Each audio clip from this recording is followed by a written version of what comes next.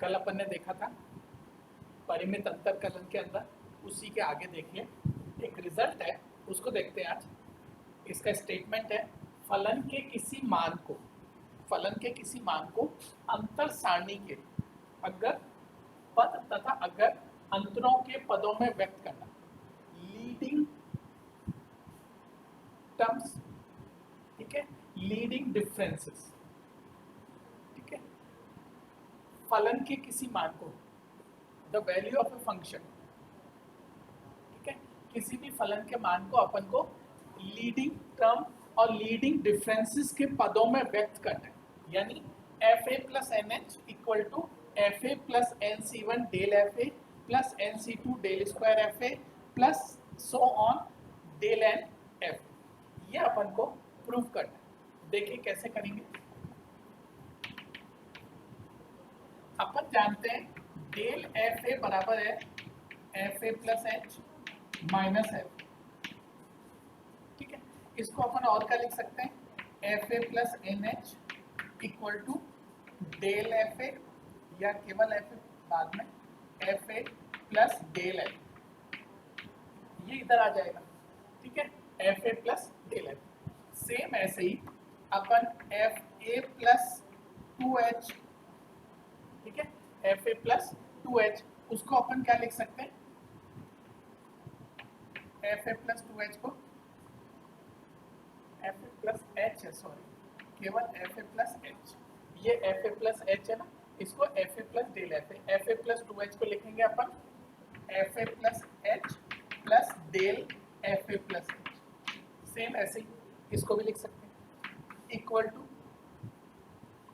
F A plus h किसके बराबर है, ये अपन ऊपर देख ही रहे, f A plus del F a के बराबर, ठीक है, plus del F A plus h, f A plus del F a. इसको थोड़ा सॉल्व करें तो f A plus del F A, यहाँ पे भी डेल एफ ए यहाँ पे भी, है ना, तो ये हो जाएगा two del F A plus ये डेल और ये वाला डेल, डेल स्क्वायर एफ, ठीक है, F A plus two del F A plus del square f. ऐसे ही एफ ए प्लस थ्री एच को क्या लिखेंगे अपन, f A plus two h plus del F A plus two h, ठीक है, F A plus two h यहाँ पे हमने अभी निकाला ही है, F A plus two del F A plus del square f plus del, फिर एफ ए प्लस टू एच को फिर लिख दें, f A plus two del F A plus del square f. इसको थोड़ा सा सॉल्व करें तो क्या रिजल्ट आएगा, f A plus two del F A यहाँ पर है, एक डेल एफ ए यहाँ पर है, तो ये हो जाएगा थ्री डेल एफ ए, ठीक है, एक डेल स्क्वायर यहाँ पर है, एक two del square F A यहाँ पर है, तो ये हो जाएगा three del square F A plus यहाँ पर डेल स्क्वायर, तो ये हो जाएगा डेल क्यूब एफ। इस तरह से अपन एफ ए प्लस एच का मान निकाल सकते हैं, एफ ए प्लस टू एच का, एफ ए प्लस थ्री एच का, ऐसे एफ ए प्लस फोर एच, एफ ए प्लस फाइव एच, इस तरह से अपन आगे मान निकाल सकते हैं। ये जो रिजल्ट है ये एक गणितीय आगमन विधि, मैथमेटिकल इंडक्शन से प्रूव करेंगे। मैथमेटिकल इंडक्शन क्या है कि अगर कोई रिजल्ट n इक्वल टू 1 के लिए प्रूव्ड है, n इक्वल टू 2 के लिए प्रूव्ड है, ठीक है, जैसे यहाँ पर n इक्वल टू 2 के लिए, n इक्वल टू 3 के लिए प्रूव्ड है, तो वो n इक्वल टू m के लिए भी प्रूव माना जाता है। तब यदि वो n equal to m plus 1 के लिए प्रूव और हो जाए तो वो फिर प्रत्येक धन पूर्णांक के लिए प्रूव माना जाता है, ठीक है। तो मैथमेटिकल इंडक्शन के हिसाब से n इक्वल टू 3 के लिए ये रिजल्ट प्रूव्ड है, तो n इक्वल टू m के लिए भी प्रूव माना जाएगा, यानी F A plus M h equal to, ये रिजल्ट है ना, ये एम एच है, एम के लिए प्रूव्ड है, तो f A plus M h equal to F A plus M C one del F A plus M C two del square F a and del m f, यानी ये result m n equal to m के लिए proved है। इसी तरह से अगर ये result n equal to m plus one के लिए प्रूव और हो जाए, n equal to m plus one के लिए प्रूव और हो जाए, तो फिर ये प्रत्येक धन पूर्णांक के लिए प्रूव माना जाता है। कैसे देखें,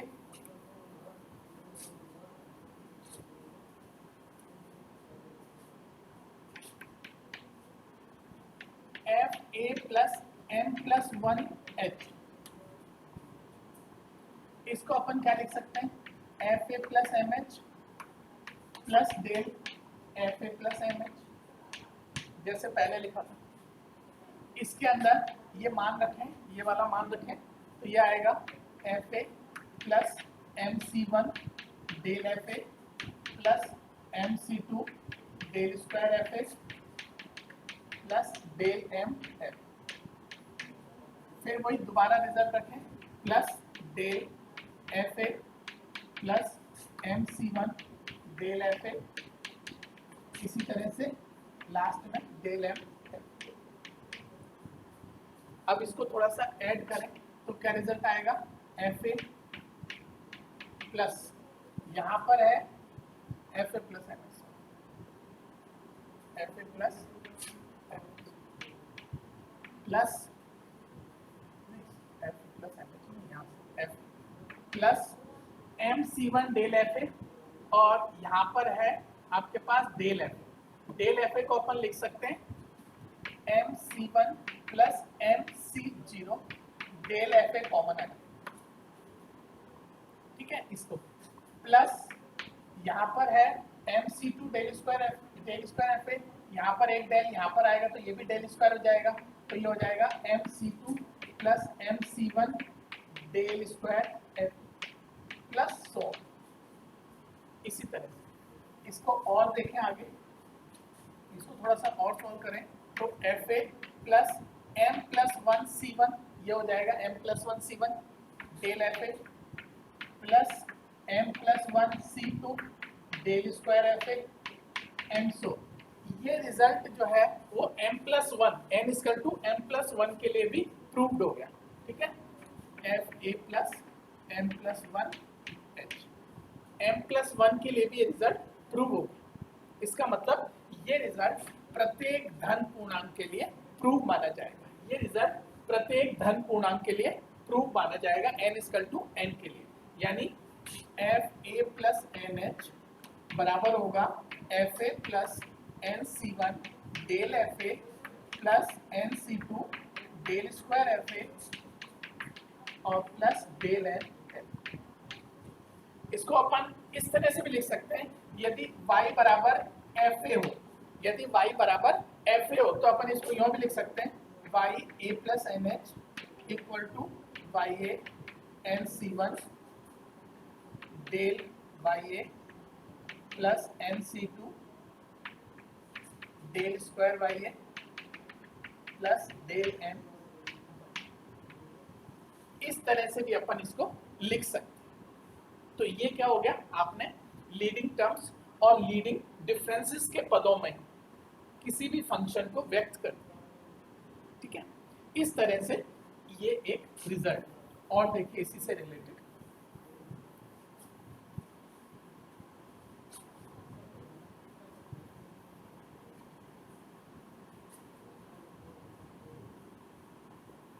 एक क्वेश्चन है इसी से रिलेटेड, उसको देखते हैं।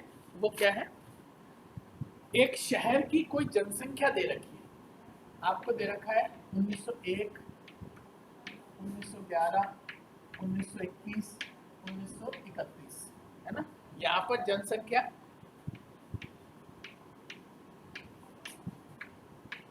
लाखों में है, जनसंख्या मतलब किसी भी शहर की जनसंख्या 1901 में 66 लाख है, 1911 में 66 लाख है, ये तो वर्ष है, ईयर, और इधर है पॉपुलेशन, ठीक है।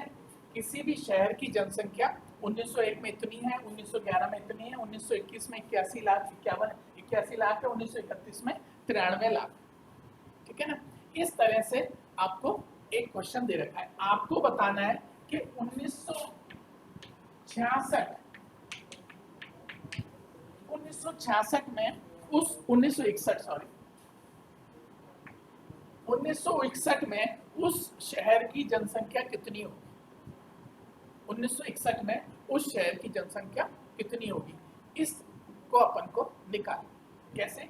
देखिए, a प्लस एन एच बराबर है 1961 लास्ट है ना, a plus N h initial है a, फिर a प्लस एच, फिर a प्लस 2h, लास्ट है a प्लस एन एच, जहां पर अपन 1961 के बराबर, यहाँ पर a बराबर कितना है 1901 इनिशियल, डिफरेंस कितना है सब में 10 का डिफरेंस है, 10 साल का डिफरेंस है, तो plus n into 10 equal to 1961। इसको जब सॉल्व करेंगे तो ये 1901 इधर आएगा तो ये 60 हो जाएगा, फिर 10 से डिवाइड करेंगे तो n बराबर आ जाएगा 6, n बराबर आ जाएगा 6। ठीक है, अब अपन टेबल बनाएं।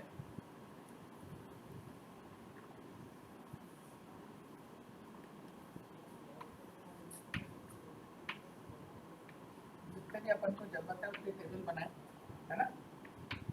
यहाँ पर सबसे पहले तो है वर्ष,